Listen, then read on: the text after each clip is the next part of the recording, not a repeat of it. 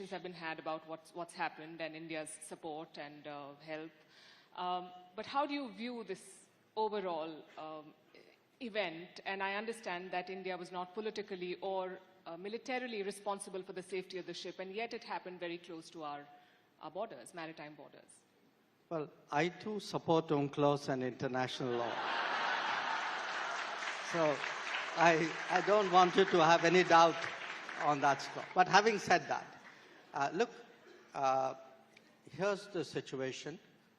You had these ships, and we got a message from the Iranian side that one of the ships, which presumably was closest to us, to our waters at that point of time, wanted to come in to our port.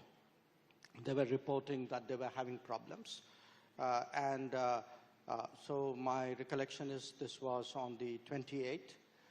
And on the 1st, we said, okay, you can come in. It took them a few days to sail in. Then they docked in Kochi.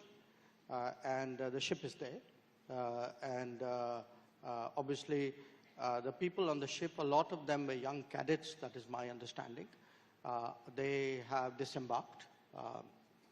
They are in a nearby facility. So we viewed this, look, this ship, or these ships, because there were two others as well. I mean, when they set out and came here, the situation was totally different. They were coming in for a fleet review, and then they got, in a way, caught on the wrong side of events. So for us, when this ship wanted to come in, and that too in difficulties, I think it was the humane thing to do. I think we were guided by that principle.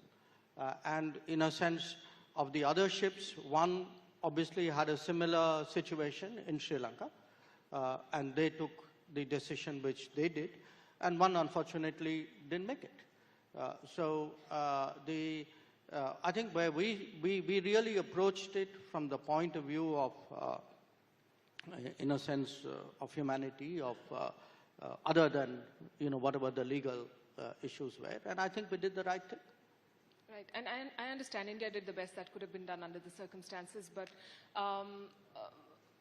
the criticism is that this happened in India's, and I'm quoting, backyard. And this is, we've said in the past that the Indian Ocean is in the Indian Ocean. So what does it mean for India's position as a net security provider in this region? No, look, I don't think, I think there's a lot of social media debates going on this. Social media, by its very nature, is a forum for very sharp, angular, sometimes extreme expression of views. I mean, people have a right to express that. But there is, I mean, please understand the reality of the Indian Ocean. I mean, Diego Garcia has been in the Indian Ocean for last 5 decades. It's not something which happened last week or last month. There are other, Djibouti. The fact there are foreign forces based in Djibouti happened in the early first decade of this century. Hambantota came up during this period.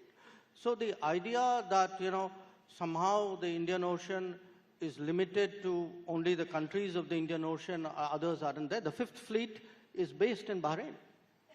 So I think people, I mean, if you're asking me a serious question, I'd give you a serious reply. If you're asking me a non-serious question, I think I'll leave it. This is a non-serious question, that we are not the net security provider of the region, or are we rethinking that position? No, it is.